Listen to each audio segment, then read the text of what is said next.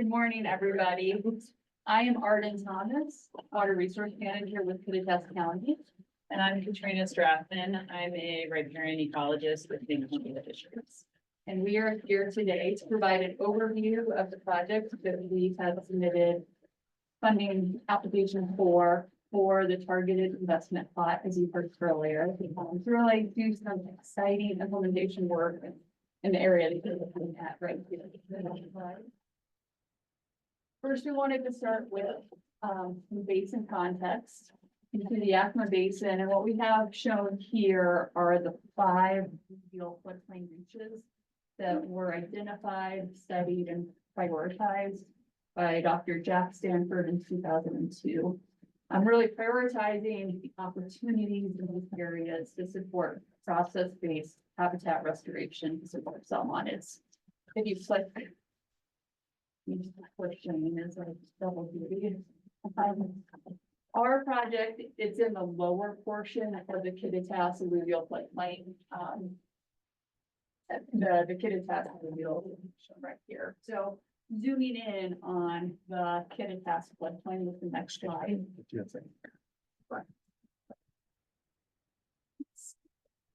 Here we have, and I'm actually gonna take over for Shane for a minute. So Here, I can click or see if this is working okay. correctly. It is not, that is what's going on. All right. Okay. So next slide. Yeah, so right here we have our project. So what you see in pink is the Kittitas reach of the Yakima River. Our project area is 2.7 river miles, and it's the 595 acre project area that is owned by Kittitas County and the Bureau of Land Management. This is also the area that is engaged when we remove the Hanson Fitz levee, which I'll describe in more detail. Next slide. So I've also identified what I've come to think of as the lower Kittitas reach. At the reach scale, this is roughly the area south of Ellensburg to the top of the Yakima Canyon. We have 6 miles and over 1,200 acres in public ownership, all on that east bank of the floodplain. And if we click one more time, and it's also working. Okay. Thank you for all that. And so this, I really want to emphasize, it's built on the upstream shocking floodplain restoration project that has been completed by the Bureau of Reclamation, and they've run into critical technical assistance.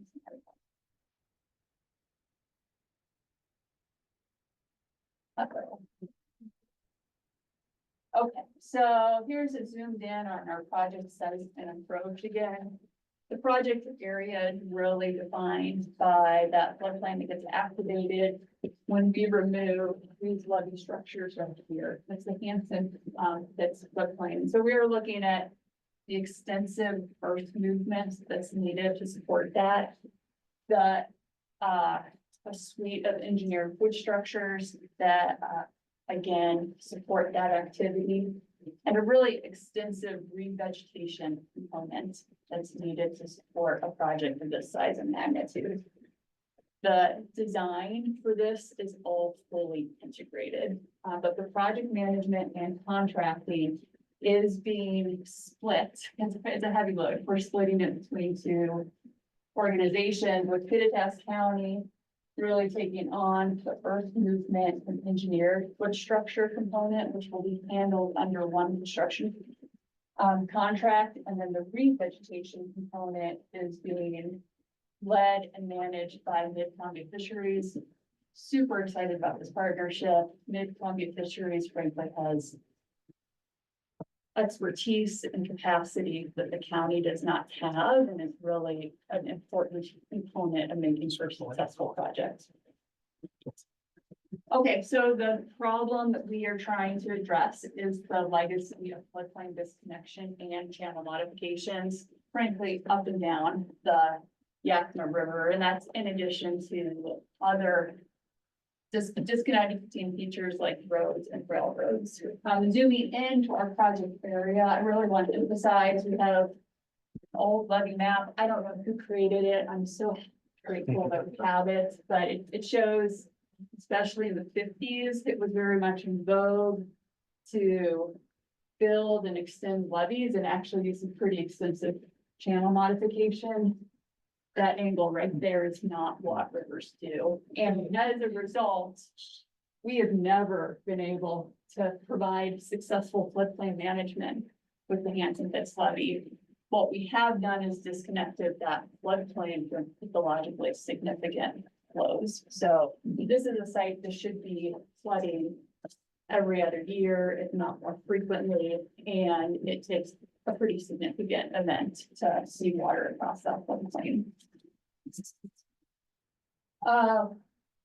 This was one of the first actions that the newly formed flood control zone district undertook, was to secure salmon recovery funding dollars to do an assessment within this reach area, really for the purposes of informing the county, you know, how can we both provide more sustainable and more rational, frankly, flood management approach. The county is very much coming to terms with the fact that this would entail removing infrastructure from the active floodplain. And also, how can we do that and improve conditions for salmonids? And so with this surfboard funded effort, we identified some habitat limiting factors, which this project seeks to address.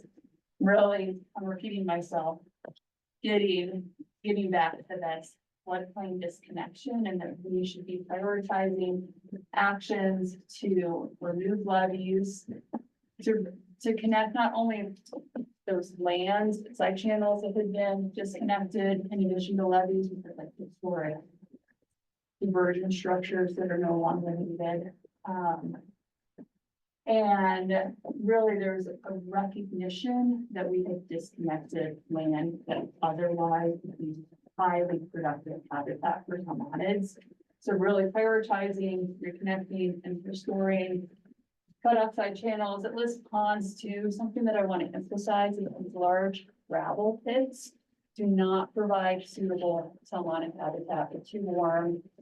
They instead support our warm water predatory species. So be very mindful when we reconnect those features that we are creating salmon habitat, not bass habitat. So I wanted to speak to some of the issues related to riparian forest in the project area. So as you can see in the photo, there are large areas of the project that have been cleared of riparian. And we have existing forest that is in poor condition because of floodplain disconnection, as well as the age of those forests, the existing forest stands. So they've been cleared, and what we have left is not in good condition. In addition, managed flows are inhibiting stand creation on new stand creation in this reach. So the spring freshet is typically at or below the stage of average summer flows. So that means that newly germinating seedlings are frequently, not always, but frequently inundated by summer flows. We also have habitat forming flows that create new essentially forest stand sites, like gravel bars, which can be productive. So there is potential in this habitat, in this reach. Like you can see in the meander bend, which has been generating new stands. So those sites are also limited. So the point, the take home being that natural regeneration is possible on this reach. It's limited in extent, and it is small related to the need of a project of this scope and scale. Kind of moves us on to our specific proposed restoration activities. So we are proposing to remove the Hanson Phipps levee and downstream berm, and we have some other levee-like features throughout the project area. We will be removing. We will be targeting floodplain connection at the 1.5 recurrence interval. So you should be having water across the floodplain more frequently than every other year. In doing so, we really need to address the historic gravel pits with this emphasis on the Hanson pits. Really extensive gravel pit complex. If we don't do that, then we're gonna quickly see the Yakima River meander into that habitat. It's gonna introduce an epiphyton risk for that whole holding, which is okay in the long term, it has kind of short-term consequences. We have a floodplain that's really not prepared for it, and we're again putting the Yakima River into gravel pit habitat, which is just not what our target habitat is for some of the species. Something I want to give reclamation credit for this, really seeing that we've had a need and opportunity here. We're gonna need to restore the pit property, and we need fill to do that. And really the vision that emerged was to advance a cut fill neutral project to do so. That really helps a lot with project costs. Number one, and number two, also critically, is that we had areas where the existing floodplain elevation is too high to support cottonwood forests. And so by doing some extensive floodplain recontouring, we're generating the fill for the pits, and then we are creating extensive swaths of habitat that can support high quality cottonwood forest. In general, it's not kind of a principle to create a lot of side channel habitat, just create a bunch of side channel habitat, but it really makes sense in this context if we're out there doing earth work to create these lower contoured areas. There's a real natural opportunity for side channel habitat.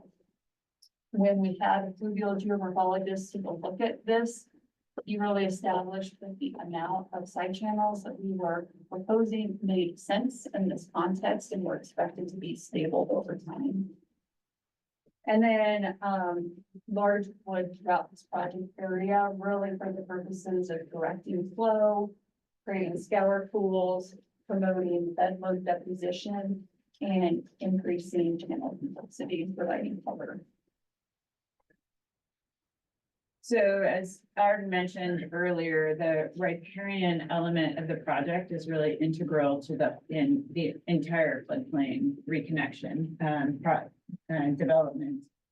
And the riparian forest hydrologic requirements and both depth to groundwater and inundation duration and frequency requirements is informing the design at the get-go. So it's a really exciting approach to integrate it from the very beginning.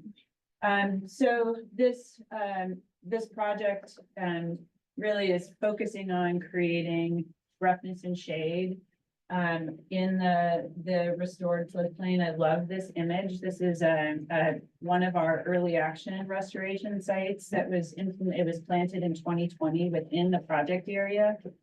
And you can see the cottonwood poles racking material in the recent 25 and 26 flood. So already providing the roughness that we're looking for. And it's also a very wide buffer, 1,400 feet from the Yakima River on average. So greater in some areas. As we alluded to, we're also targeting elevations that are shallower so that plants can access groundwater. And also increase the likelihood of natural regeneration in those spring freshets that are adequately high and well-timed with seed release.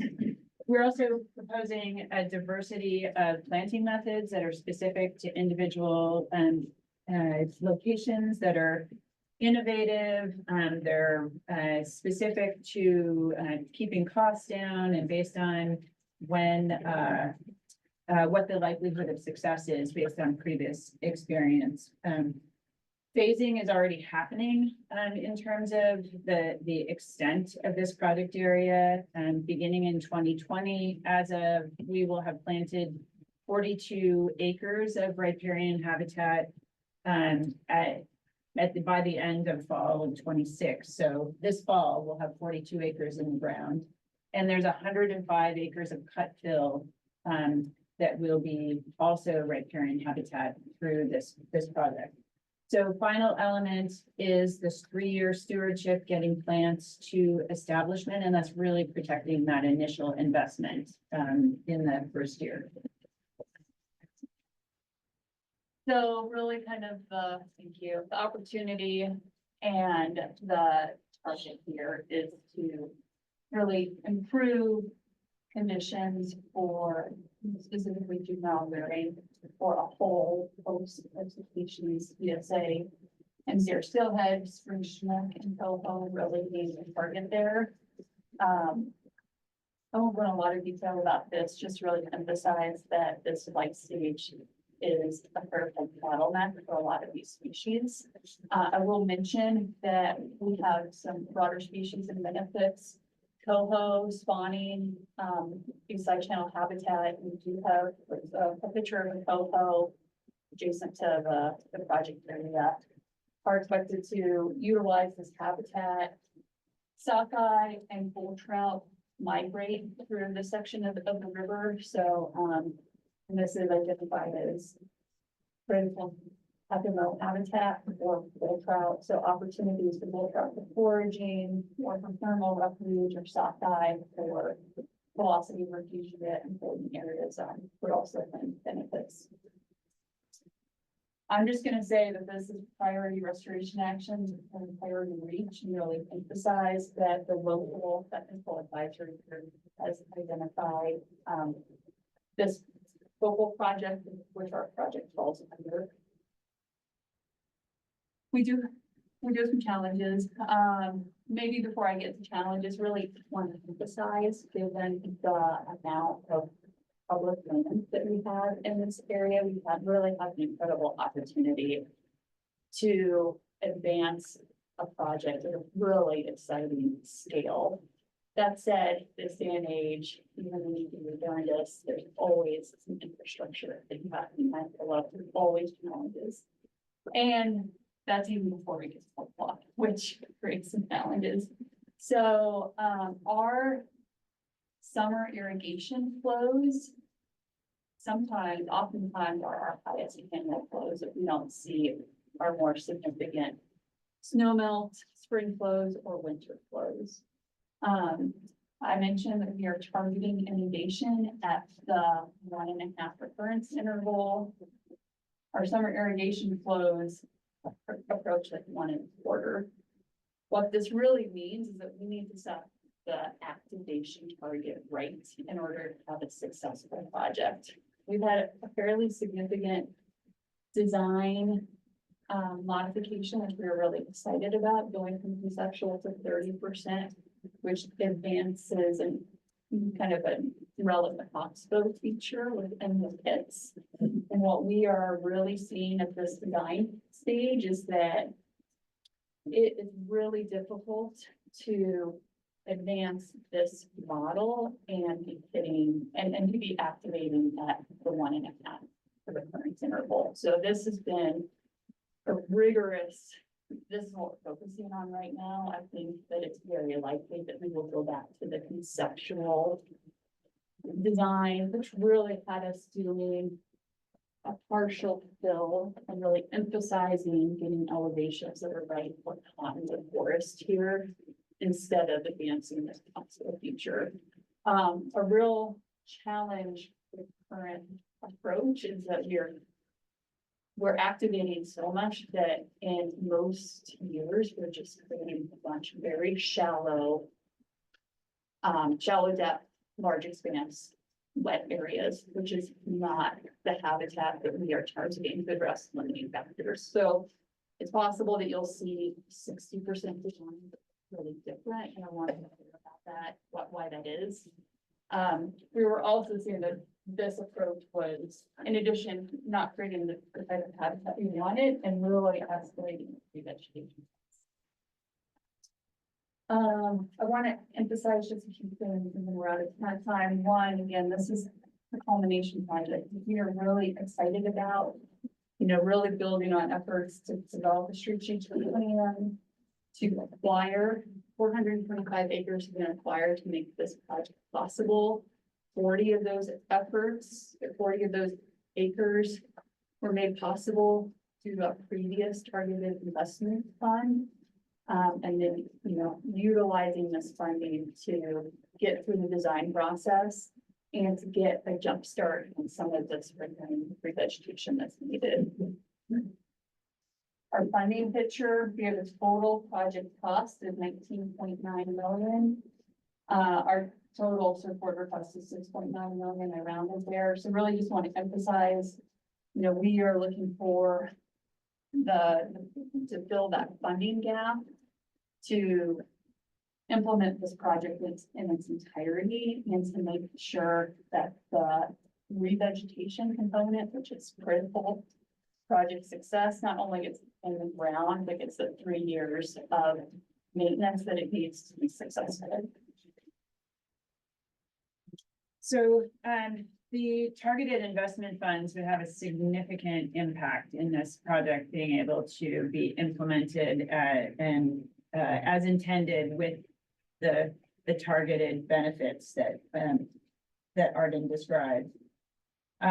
So a couple of the key impacts that I wanted to focus on is the functional value would be extensive because this floodplain connection at this scale and in this system with limited natural recruitment really requires extensive revegetation. As I mentioned, 42 acres of early action had already been done, but we will have 105 acres of cut fill that are riparian forest.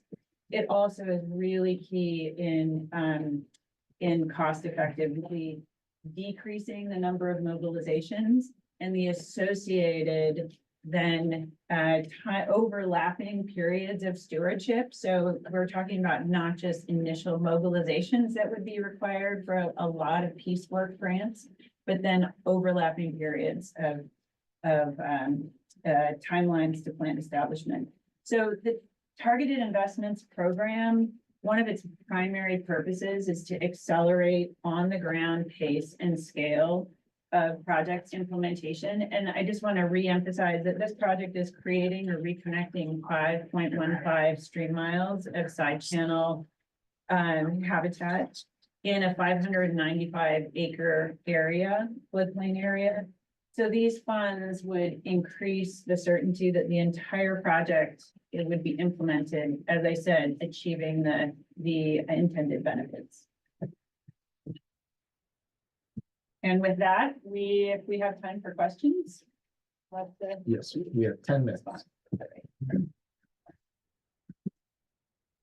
Where is this in terms of the Ringer Loop project that you guys have been working on? Yeah, and this has suffered from some inconsistency in naming.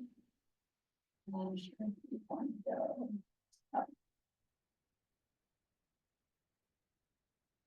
Let's go here.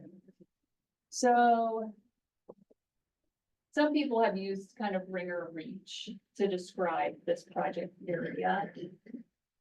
I don't have a great picture as zoomed in of just the area, but down here.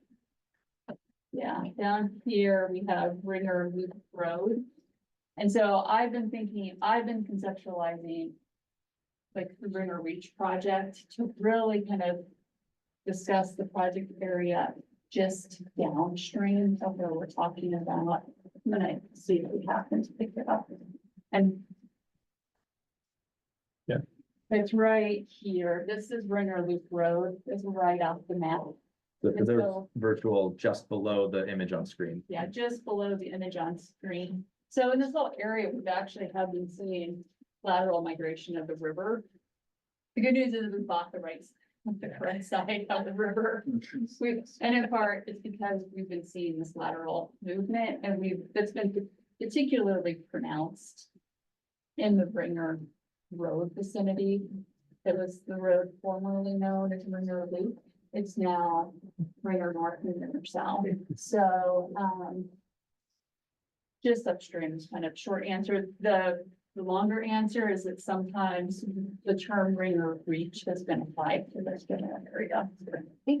And that's largely due to BLM, because those BLM parcels they always talked about as their ringer parcels, accessory park.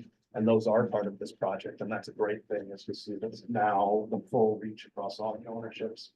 Yeah, and this is the best. So this is BLM, this is BLM, this is BLM. So we were able to purchase property that's checkerboarded with BLM, and they really have been very supportive project partner in all of this. They're supporting, BLM supporting some of the early action riparian work, and they're supporting some of the design. So it looks like there's significant levee removal in this project. What kind of negative impacts do you have on private property owners and or structures that are directly affected by that? Did we plant here? Thank you for that question. So we are building levees, flood mitigation features. Because we do need to address those off-site impacts. We will be elevating an existing road you'll see it during the site visits, if I come down it. That's Stone Road, so that's a county road that will be elevated. And then we are going to create a series of kind of disconnected flood burn features. And there's a lot of reasons to make them disconnected, but we also have flooding from Wilson Creek on this side. So it's really important that that water from whatever source can get back to the Yakima River. We don't just want it to pound Wilson Creek behind. Then the follow-up question to that was, what kind of support or opposition are you receiving from property owners in the area? So as a condition, so the people who are bringing the highest risk is the private property right here. The county, and this is a Moore family. We purchased property from the Moore family, and as a condition of sale, the county agreed to construct flood protection features. Now, they're at existing flood risk. They will continue to be at flood risk. Our commitment was not to increase the flood risk. They will be at greater flood protection for this project. We have been intimately in contact with that family throughout the design process, so that they understand what we're doing and the impacts. How many property owners are not residents that could potentially be impacted, even if it's just property and without structures or something like that? Notification, so on and so forth, input from property owners that are not living on site? We don't have a lot. So, and there's not been formal notification, but again, we are not eliminating flood risk because that's existing, but their flood risk is reduced as a function of this. So we have a cement plant right here. We don't want that to flood. We have property here that has a tenant. I have communicated with the tenant. And then we have the Moore family. Those are our property owners. And we have BNSF. We're in active communication with BNSF. So thinking about property owners, and then we have 2 natural gas pipelines that we're in close communication with. That's Puget Sound. Yeah, what kind of Puget Sound impact and is underground pipeline and flood? They float? They hope that they buried them deep enough. So, yeah, It's weird, they don't want you carving channels above them. yeah, so we have had, the first step is to really get what their requirements are, and this is everything from design to needing to cross the pipeline during construction. We're coordinating with them on all of it. Thank you. Yeah, I have a question, just a comment. When Jack Stanford was working on the Ridges study that, as the official old guy here, I want to reminisce about this. He made some comments, kind of editorial comments about floodplain management in Kittitas County that were not highly complimentary, and in fact, the opposite of that. And I just gotta say, seeing what's happened really in 15 years or something like that. Paul Jewell came in, Arden, the renaissance that has happened in that region and elsewhere in the county is, it blows my mind, and it's really a horse to see it. Thank you. I think I want to put a finer point on the flood risk component is that I've been talking about the worst of both worlds associated with these levees. So we've had extensive private ownership and failing levees that we cannot maintain and are not going to be sustainable. We're able to advance a project of this size and magnitude because we worked with those landowners and they all decided on voluntary acquisitions. They knew that their flood risk was increasing and they had some choices there. You know, you can construct in flood risk areas. That is permissible. That was an option. So what those landowners decided to do instead was to sell to the county, recognizing that flood risk so that we could implement this project. And that's the reason we have so few private property owners is because of those acquisitions. 10 years ago, this looks like big lots, but several of these were heavily subdivided. The no action scenario could easily have been seen 10 to 20 new houses built in areas which would prove pretty impossible to protect without major public investment.